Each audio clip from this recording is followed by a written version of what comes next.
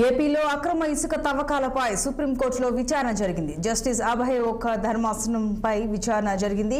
అక్రమ ఇసుక తవ్వకాలపై సమగ్ర నివేదిక ఇచ్చేందుకు కొంత సమయం కావాలని ఏపీ ప్రభుత్వం తరపు న్యాయవాది కోరారు. ఆగస్టు 2 కల్లా అక్రమ మైనింగ్ వివరాలు ఇవ్వాలని సుప్రీంకోర్టు ఆదేశించింది. ఇప్పటికే 7 జిల్లాలలో తనిఖీలు పూర్తి చేశామని, మరో 6 జిల్లాలలో తనిఖీకి 6 వారాల సమయం కావాలని కేంద్ర పర్యావరణ శాఖ తరపు న్యాయవాది కోరారు.